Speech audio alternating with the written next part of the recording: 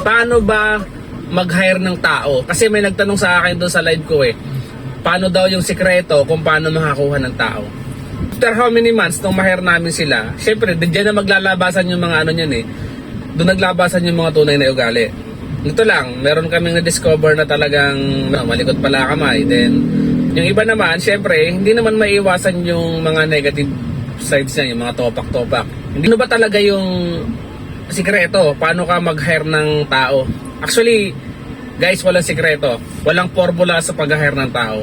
Basta ang maipapayo ko lang, mga kaibigan, is kunin nyo yung tao na sa tingin nyo maayos yung attitude.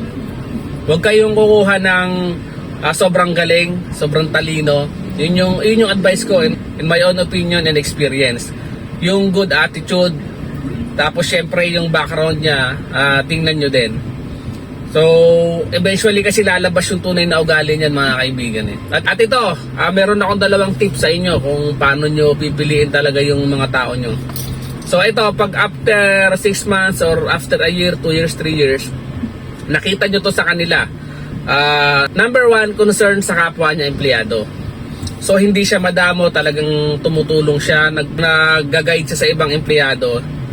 Kumbaga, yun nga, hindi siya madamot, hindi siya swapang, hindi siya self-centered. So yun lang yun. Number 2, mga kaibigan, pag nakita nyo yung concern siya sa company mo, sa business mo, sa small business mo, naku po, pag yung dalawang yun nakita nyo dun sa tao na yun, huwag nyo nang pakawalan yun. Dahil pag yung tao nyo ganun, lahat ng tao nyo, concern sa kapwa nila, concern sa inyo, concern sa business nyo, huwag nyo nang pakawalan yun. Solid yun. Unstoppable ang business nyo pag ganun, mga kaibigan. So yun yung may papayo ko sa mga nagtatanong kung ano ba yung sikreto sa pagkuha ng tao. So yun yung walang sikreto, basta hayaan nyo lang yung panahon, yung time na ma-reveal yung kung anong tunay nilang ugali. So pero ang base or initial na pamantayan pag kumuha kayo ng tao, syempre para sa akin attitude. Attitude na may konting skill. So hindi natin kailangan ng sobrang galing, especially sa mga small business. Hindi natin dyan kailangan ng sobrang galing.